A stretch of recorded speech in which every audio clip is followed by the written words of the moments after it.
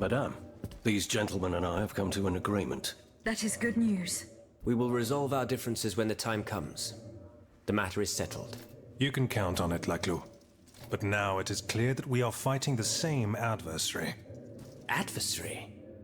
You are rather indulgent, Monsieur le Marquis. It seems that you are still fond of him, despite his heinous crimes. Oh, de grâce. Truly, the king is no more than a wild beast. And together, in large numbers, we will hunt him down. Madame, please give the model and the engineering notes to Monsieur de Robespierre. However, you shall hold on to the patents. No one knows what the future may hold. Let there be peace between you, gentlemen, for there is still much work to be done. We believe we now have a way to destroy the lanterns. Without them, the machines will no longer be able to carry out their sinister task.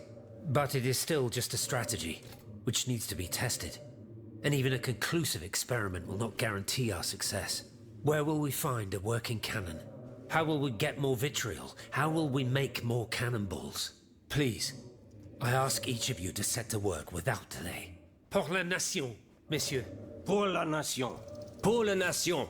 Pour la nation.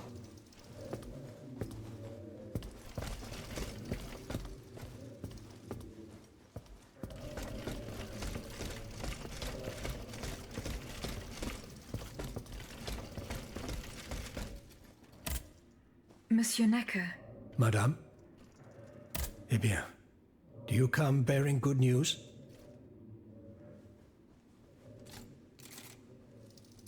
I found your bonds. Here they are. I don't give a fig about those bits of paper. I'm satisfied in knowing that they will not serve the king's purposes. All I care about is learning what has happened to my wife. You may rest easy, monsieur. Your wife escaped the massacre. She returned home and left you this letter. Mon Dieu. She's going to meet our daughter and son-in-law at our charity hospital. She may already be there. Madame, I did not dare to dream of such an outcome. My wife and daughter. Can you imagine? And I thought I had lost both of them. The three of us will be able to leave the kingdom and put these horrors behind us forever. What about the bonds? Oh, the bonds. Do with them as you see fit. As long as the king does not use them. As for me, I'm going to find my family at once. Thank you. From the bottom of my heart. I pray that your efforts will be successful. Adieu, madame. Adieu. Minister Necker has given his bonds to me. That's quite a nice little sum. Can you imagine? That's 1/5 of the kingdom's entire wealth. Wealth that the king squanders for his personal benefit according to his whims. Ma foi. Monsieur Necker certainly has been very generous to his adoptive country. Generous? I have my doubts. The loan was granted at a very high rate. So high, in fact, that it would have dug the deficit into an even deeper state of abyss. Eh bien, messieurs. To what use shall we employ this boonful fortune? If I could spend it, I'd do everything I could to return to the people their confiscated freedom. To begin, I would get them the bread they so sorely need. It is only after the scourge of famine has been vanquished that armed patriots might then be able to rise up against despotism. And where will you find wheat, Robespierre? Will you steal it from under the noses of the automats who have sworn to destroy the human race? As for arming the people, this is another one of your delusions. How could your ragged pack of wretches win any sort of battle that'd be unable to lift a sword? When you insult the people, you insult me, Monsieur de Lafayette. I am not insulting anyone, Robespierre. But I happen to know what it takes to fight. Unlike you. Monsieur, I was but a lad of 15 when I took up arms. And everyone here knows my role in the liberation of America from British rule. If you allow me to dispose of these bonds, I will found an army that will annihilate the Clockwork King's diabolical machines. As soon as I have the opportunity to leave Paris, I will rally the officers and troops that are stationed in the provinces. Then, I will call for a mass uprising. I will have more than enough money to pay their wages and procure the weapons we need. And you will have obedient troops at your beck and call, ready to repress anyone who challenges your power. These troops will only serve the will of the people. I swear it. Are you sure that the king has spared the rest of the kingdom, Monsieur le Marquis? I am almost certain of it, mon père. Despite all of his resources, the king does not have enough manpower to occupy all the garrisons in the country. Aegis, no member of this assembly can force your hand. The choice is yours. To whom will you entrust Monsieur Necker's bonds?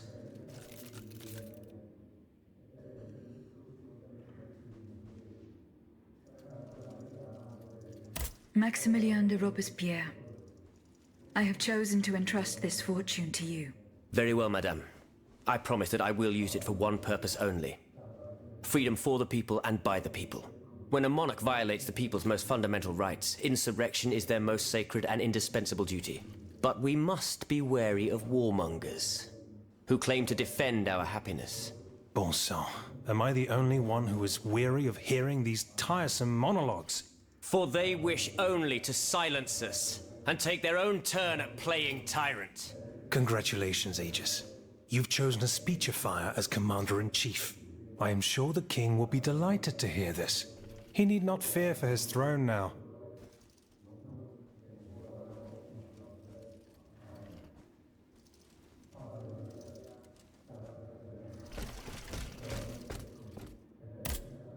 Monsieur Lavoisier, What can I do for you, Aegis? the clues I found at the warehouse suggest that the gunpowder was moved to the Bastille. Diable! You must find a way to get there and put an end to this threat. Goodbye, Monsieur Lavoisier.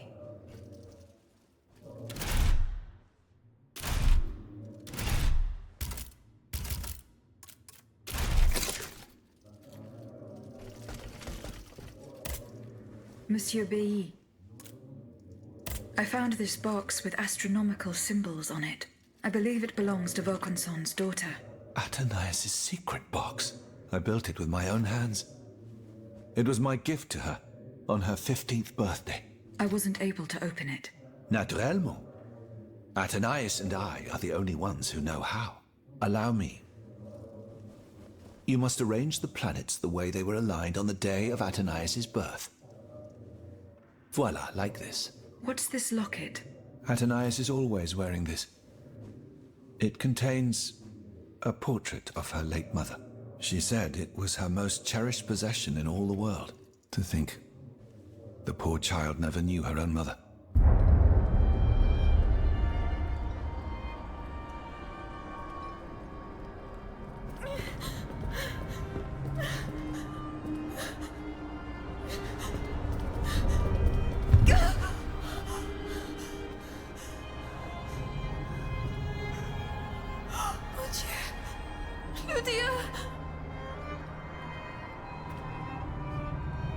You monster! What did you do to her?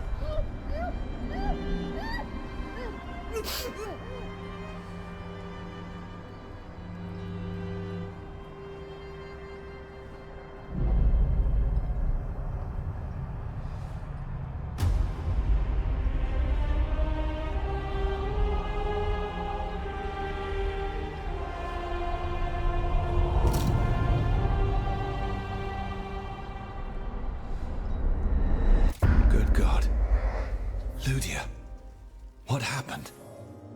You froze the moment you touched the locket. I thought I'd lost you. I saw her.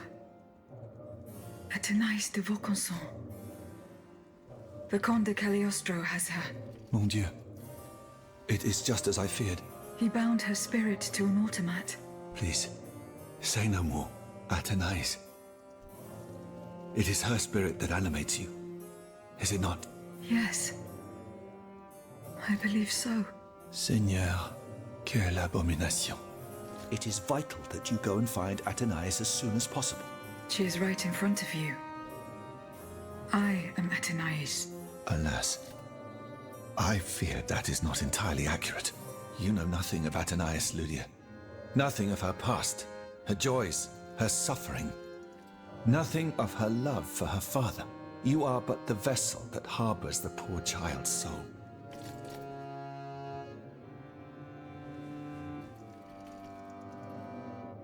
Where can I find Athénaïs' body? God only knows. Although I assume that the Comte de Cagliostro is taking pains to keep her alive. This is certainly the only way to keep her spirit alive in you. The only way to free her is to find her body.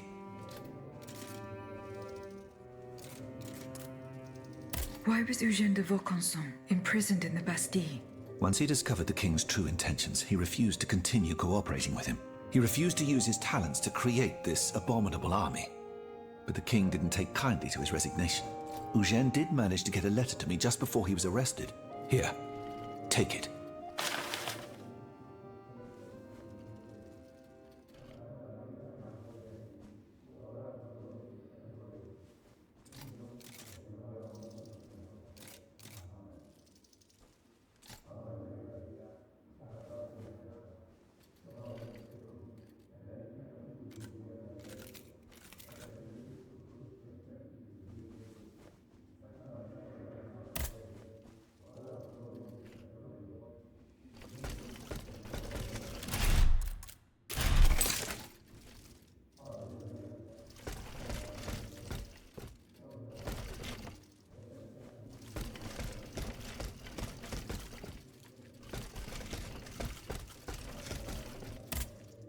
Monsieur Raimond. Go on, Aegis. I went to the Hotel de Massiac as agreed. What I discovered goes beyond your darkest conjectures. The club's members have no intention of merely depriving their slaves of rest. Rather, with the king's support, they plan to replace them with automat harvesters. The Count of Cagliostro is behind the plan. Ma foi. But such a plan would certainly only improve the lot of these unfortunate people. You are mistaken, mon père. If the planters get their way, they will have a greater need of slaves than ever. Only this time, they intend to slaughter them to power their machines. Quelle abomination! Par tous les saints. 4 days ago, the Paris Guard captured 100 black people. They were to be sacrificed as part of an experiment to test the effectiveness of the automat harvesters. Luckily, I was able to prevent the massacre. Where are they now? In a place they call the Dépôt des Noirs. I don't know where it is, but I managed to get the key. It bears the inscription, Tour du Diable. The Devil's Tower is a prison in Vincennes, within the chateau walls. That's 3 leagues from here. We'll only be able to free the prisoners once we're able to move freely ourselves. At least they were spared the fate that the king and his accomplices had planned for them. And what will you do with the 2 servants you employ, Monsieur Raimond? I will continue to treat them well, as I always have. However, under the laws you insist on following, they will become slaves again the moment they leave the kingdom for Saint-Domingue. Certainly not, Monsieur de Robespierre. What kind of a man would I be if what I have heard had not opened my eyes? The planters of Massiac have been proven to be nothing but avaricious murderers. I thought I was dealing with opposition, but now I discover them to be vile enemies, from whom it would be vain to expect any compromise. From this day on, I will fight against their interests with all my strength, and will not lay down my arms until the last slave in the Empire has been freed. Rest assured, then, that the people will fight by your side, Monsieur Raimond. That's the spirit, my friends. Vive l'égalité!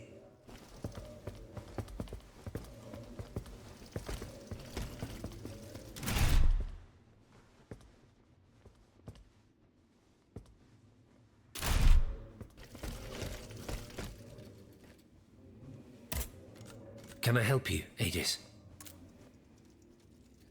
What is the significance of these objects steeped in memories? Nemes. I have reread every work that I have on them. Pages that have remained unintelligible to this day.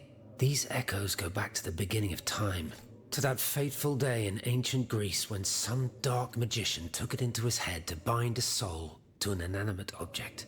You see, Aegis, there is nothing more diabolical, nothing more unnatural than this sorcery. The soul is the very essence of the divine. It refuses to submit to such an abomination and resists, eventually breaking. The earliest necromancers whose works have survived through the centuries all describe the same phenomenon. When a soul is fragmented, 3 shards of memory are torn from its consciousness and take shelter in 3 objects that the victim held dear. It's as if these memories wished to remain bound to the mortal who had held them until then. I found this notebook written in Latin. Indeed. Medieval Latin, to be precise. Oh, hold on. Bon sang. Aegis, what a find. This handwriting. I would recognize it anywhere. It's in Nicolas Flamel's own hand. Give me some time to study this, and I'll tell you what I'm able to glean from it. Have you finished reading the notebook, mon père? Yes, Aegis, and what I learned from it puzzles me. In this diary, Flamel tells of 3 journeys. 3 journeys into what he calls the in-between. A strange world filled with wandering souls. Tormented spirits that are unable to ascend to heaven. This world... It's where Cagliostro's victims were trapped until I freed them. En effet, I believe you're right. But that's not all. Flamel planned to return there a 4th time. He wrote this in the final paragraph, in his handwriting, dated 21st of March 1418. That was the day before he died, Aegis. What if his body died while his soul was traveling through limbo? What if he were trapped, a prisoner in this purgatory? Aegis, because of your unique nature, we have an incredible opportunity. What do you mean, mon père? If the soul that animates you has been bound to the automaton that serves as its vessel, then it can be separated from it too. And if this were the case, the soul would travel to purgatory, where Cagliostro entraps the souls of his victims. Hold on. Are you trying to convince me to go and find Nicolas Flamel? I'm offering you a chance to speak to the man who discovered the Philosopher's Stone. Surely you won't pass it up. Assuming I agree to venture into purgatory, do I even have a chance of finding him there? Certainly. According to this journal, the soul flies to the zenith of the place where it left the body of the deceased. Or that of the pilgrim, in this case. If Flamel's soul is trapped in purgatory, as we've guessed, you'll need to go to the house where he drew his dying breath. Is it still standing? Of course. It's on Rue de Montmorency, in the quartier de l'Hôtel de Ville. You can get there via the cemetery of the Église Saint-Jacques. And how do you plan to free my spirit from this automat? We would simply need to break the bond between them. To do this, we would need to stop your machinery. For a short time, of course. We don't want to lose you, ma chère. As for the rest, it will be a question of mechanics, chemistry, or electric currents, or something or other. Therein lies the problem. This is far beyond my comprehension. But it is fascinating, isn't it? Perhaps Monsieur Bailly and Monsieur Lavoisier could shed some light on the matter. Goodbye, mon père.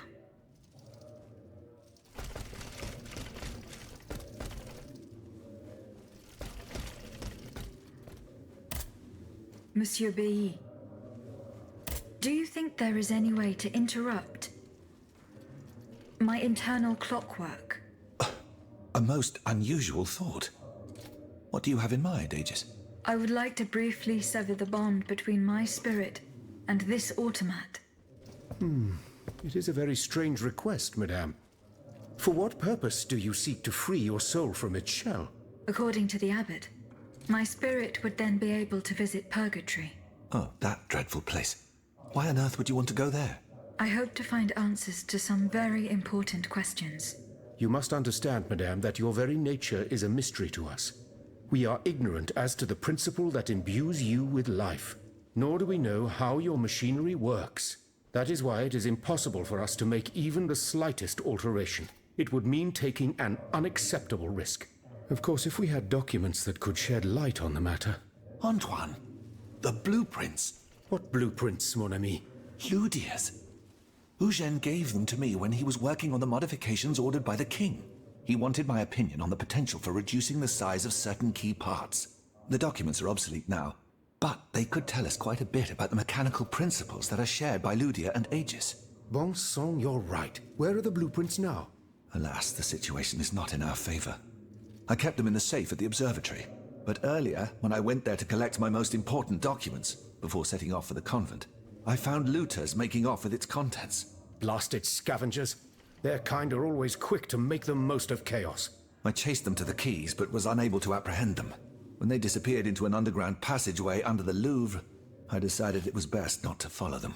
You acted wisely, mon ami. The automats are everywhere, and the marauders don't stand much of a chance. I'll try to track them down.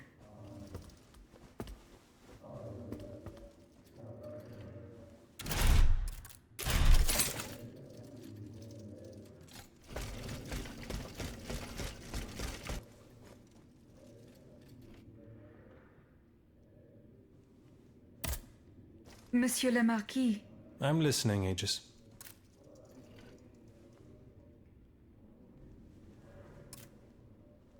I spoke with Monsieur Marat and Monsieur Laclos. Ah, the scoundrels. Did you force them to confess? Do you know what they did with the children? They admitted to organizing the ambush at Gros Caillou. Cursed recreants. Cowardly corrupters of innocence. Where are they holding their prisoners? They must be rescued immediately. They do not have Charlotte and the Dauphin. Excuse me? They dare to claim that? It is the truth. The ambush was a catastrophe. The king had gotten wind of your plans. Automats from Versailles slaughtered the kidnappers and seized the children. By now, the children will have been reunited with their father. There is little doubt about that. Mon Dieu. Then it is from the clutches of that tyrant in his own palace that they must be saved. I fear that such an undertaking is doomed to failure, although there is no question of giving up. Monsieur le Marquis, there is a most unfortunate rumor about you going round. Oh, just one, is there? You are accused of having delivered the troops who had gathered in the Place Dauphine over to the king. Calumny. This is nothing less than vile slander. Save your breath, General. The rumor is true. I can prove it. There's no point in trying to defend yourself. I know that you raised the National Guard for the sole purpose of taking command of it. There was nothing spontaneous about the uprising. Do you have any evidence to support your accusations? I do. I have the manifesto. Bon sang. Why resort to this manipulation? You must understand. What I have done, I did for the good of the kingdom. I wanted to stop this massacre while protecting the Queen and the Dauphin. In the name of the people, Aegis. But an actual uprising of the people would have inevitably led to disaster. Only professional soldiers could organize and lead the resistance. Who were your accomplices? My brothers in arms, the brave men of the Régiment de Saintonge, veterans of the American War, men who at the Battle of Yorktown brought an empire to its knees. Alas, we gravely underestimated the enemy's forces.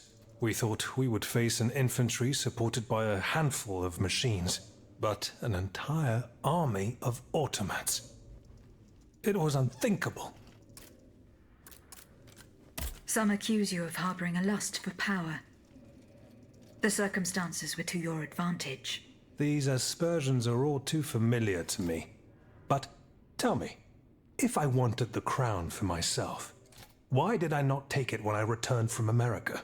When I had seasoned troops at my command, and the people sang my praises with one voice. No, that makes no sense.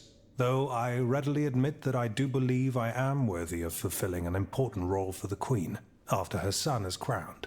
Lieutenant General of the Kingdom, for example.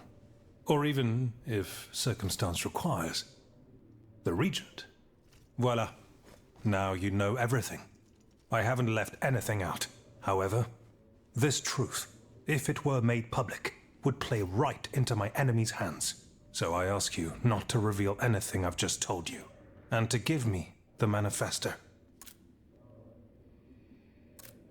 No, General. You'll forgive me for choosing to hold on to it.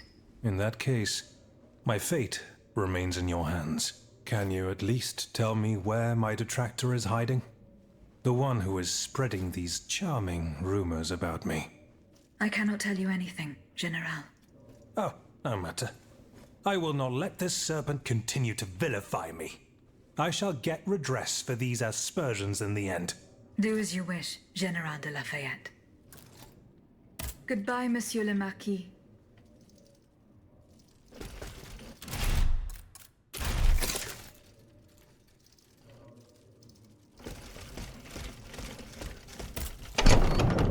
Monsieur Marat. Madame? I'm surprised to find you here. Did you follow me? Didn't you know? The Duke's allies are always impeccably informed. Some even say that we have eyes and ears everywhere. What do you want from me? That discovery you were telling me about earlier. The big affair you weren't ready to speak to me about. You had me worried that perhaps a deal was being made behind my back. You can never be too careful these days. You were right. Lafayette was behind this purportedly popular uprising. Aha! I've got him at last. But he had no intention of handing his men over to the king. His goal was to raise an army and command the troops himself. It doesn't matter.